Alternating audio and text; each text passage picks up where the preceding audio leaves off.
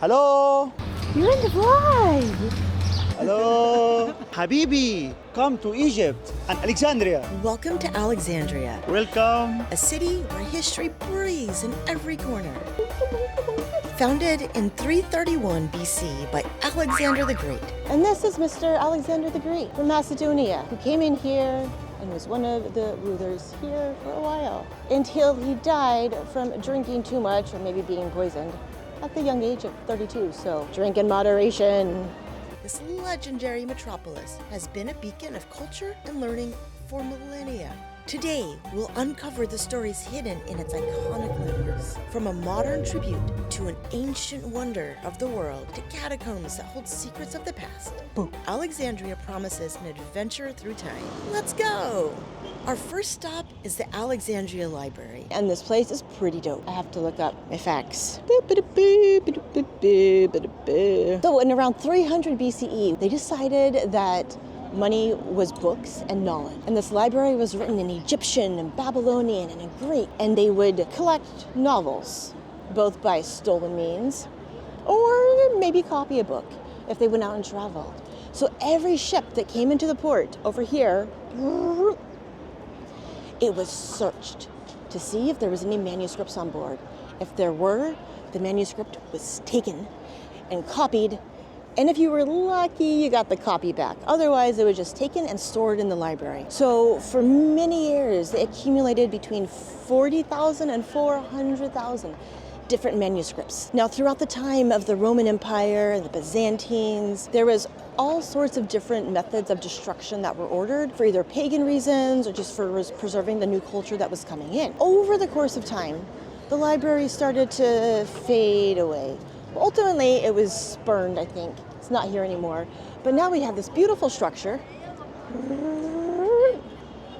of a library that used to be here. And there's all sorts of activities. So we're gonna now go explore some of them. Okay, so we're in the library. And it's pretty cool in here. Like there's one side obviously with books, but then they have all of this artwork. Here. Oh, look at this sparkles. Shine bright like a diamond. Bright like a diamond. So when we were walking in here, one thing I found interesting is that there was an artist on display with a lot of nudity, and I found that interesting because more as a conservative culture, to see a lot of nudity on display was just fascinating. Dude, I love culture and exploring new places. Epic artistry in the library. I wonder if on the boats that they stole the books from, they'd hide books in bottles like that, you know? To stop them from getting stolen. Who needs money when you have a book? Okay, check this out. So now we have some folk art from people who are more former type. Look how pretty these outfits are. Dude, I need that orange. Orange outfit. Ooh. Sparkle beads. Is it? Nope. Earrings. They're sparkle earrings. I like all of these decorations that you could just wear. You would make a lot of noise if you wore these. Maybe that's why the pyramids were robbed, because they were looking for jingle bracelets and jingle earrings to let people know where they were at. So Israel and Egypt weren't friendly for a while. And Jimmy Carter helped them become friends. Nice. But then, of course, the baddies ISIS could not have that, so they came in and took the Egyptian friend away, and this whole area is dedicated to the Egyptian friend who made peace with Israel, and that's kind of cool. And that's probably a representation of where he used to work in his little couch. Just don't know why people can't be friendly. Just leave peace alone. Let peace prevail. Okay, so that was the library. Now, how do we know this was a location of the original Alexandria Library that was built in the year 300 BC? Well, we found a statue of Cleopatra. Now, while Cleopatra wasn't Egyptian, she was actually Greek, but she was the Ptolemaic ruler at the time. There we go, right there. She's missing an arm. Hi. So that's how we know this was the original location of the library. And so recently they just rebuilt the library. And that's how it looks right now. Ascending beneath the streets of Alexandria, we arrive at Kom El Shoqafa, the catacombs of Alexandria. Let's go see dead people. Ooh. So in 1980, a donkey was doing his thing, walking along the street, and he fell in a hole and landed on an altar. And actually, that's how they found this whole catacombs, because a donkey fell here on this well-constructed altar. Now, he didn't die. He was just a little bit injured, so a legendary donkey may be saved by some of the power in the catacombs. This necropolis is a unique blend of Egyptian, Greek, and Roman traditions. Wandering through these ancient passageways adorned with carvings and statues, you can feel the weight of centuries throughout history. And now we're gonna walk like a dog. Come on, come on, come on. So then after pushing the body through this semi-duck-sized hole, all of the friends in the family would wave goodbye to the passing of their loved one. And then the body would be pushed down this tunnel, and it's really short and tiny. This is amazing. Okay, so above us, we're walking into the rich people tomb. So first, we start off with a symbol of a seashell from Hellenistic, Aphrodite, the god of love. And then in front of us, look at this doorway, you guys. So we have Egyptian stuff on the wall with the gods. We have Medusa. And then we have the snakes wearing the cool crown we learned about last week. Merge with the upper and lower Egypts together for the ultimate production. And this man staring in the corner, ready to scare you if you get this far. Boom. So this is crazy. Like this guy here, he's the god of the tomb. And then check this one out. So this is where all of the rich people would be buried, and you can see like the original colors on the top from the Greek. So these catacombs were built whenever Alexandria the Great was around. And you can see the merge of like Greek culture and of Egyptian culture. And you can see that here. So you have this Greek face, yada yada, but yet he's wearing the Egyptian robe and the Egyptian stance. And I think that's cool that even back then they were merging art and architecture together as the different cultures were coming together. Okay, so if you weren't the king and if you couldn't be protected by Medusa and be scared away, your body probably would be pillaged by a grave robber or Indiana Jones. And this is where the plebeians would be buried. Up here and down here. Whoa, look at that.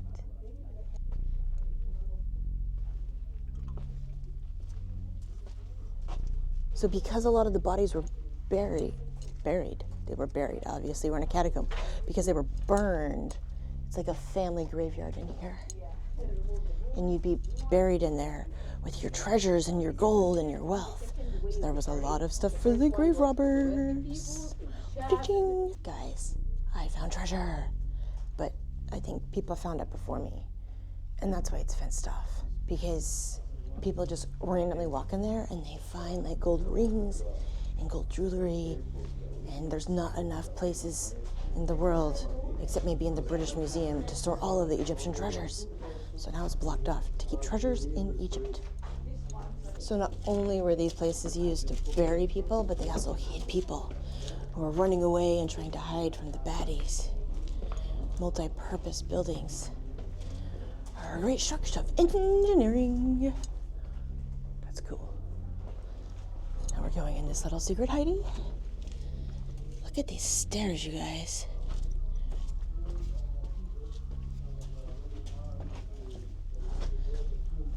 Okay, so for whatever reason, there was a huge kitchen and dining hall down here. Now we can see like the table and that sort of stuff, and they know it was an old kitchen because they found a bunch of broken dishes and stuff in here. So apparently, oh, you can see the red on the ceiling. Pretty. So in the Hellenistic culture, you would just throw your dishes on the floor whenever you were done with it. Probably down here to scare away all of the bad spirits from the evil monsters who would try to be haunting the dead bodies and stealing the treasure. Okay, guys, now one of the tombs was preserved in the original color. Can you imagine being buried in something like this? This is so cool. Original Sphinx. And you have the gods over here to protect him as he's journeying into the afterlife. You can tell that I was about as tall as an average person then, which is nice to know. I love the mix of culture. Like I can tell the Hellenistic art meeting the Egyptian art. Now time to take a photo.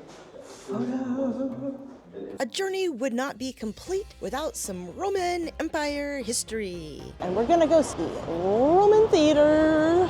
In 1960, archaeologists had this mission and they wanted to go and explore and find Alexander the Great's body. See, this guy was 32 years old when he died.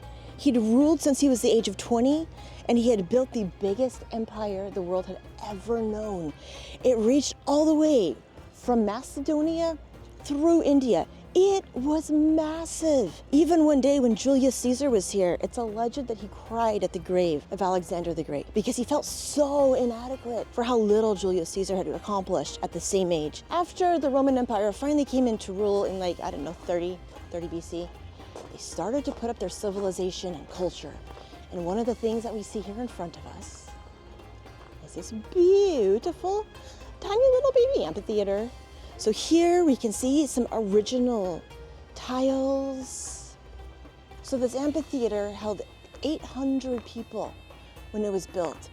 And you see it's not huge, kind of tiny. It was just meant for tiny little concerts. Maybe a little play, a little reading from one of the great playwrights of the day. So whenever these archaeologists were digging for the body of Alexander the Great, they thought it was buried somewhere here. Instead, they dug up one of these marble stairs. Now these marble stairs are directly from Italy.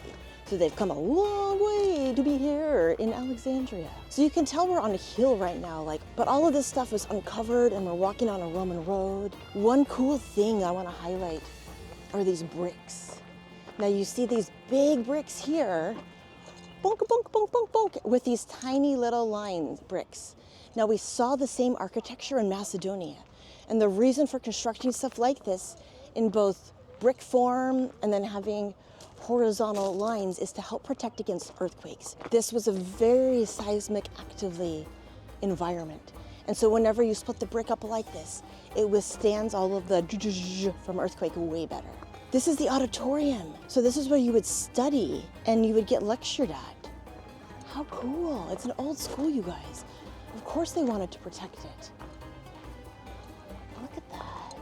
I just find it really awesome that Macedonian architecture influenced. We're going to take a bath. Next to the school, next to the amphitheater, was a bunch of Roman baths. And all of the red stuff is where you would have the hammam and the porous rock. But look at all of this. You can see the old arches and these passageways where you would have pools of water, of steam rising up, of people. You'd have men on one side and women on another side, just chilling out and relaxing and enjoying the vibes. Let's go get a closer look. Cuckoo! Probably can't see that. Look at this old marble pillar. This is incredible. Maybe Alexander the Great touched that too. Look how massive this bath would have been. I mean, I've seen a bunch of Roman bathhouses exploring the Roman Empire. Yay, my favorite. But this one is huge. Mosaics. Okay, let's go see what they look like. Let us go look. So one of the things I loved about these mosaics is that they were still really bright and vivid. There was a lot of blue and a lot of red in them, and you could tell that there was Egyptian influence in the designs and the colors that they had selected and the images. Wow, you guys, we're in Rome, but not really Rome, Egypt. Look at all of this. Imagine having black steps and then white walls like this. I mean, you can tell the porous, these came from around here. They're incredible. Wow.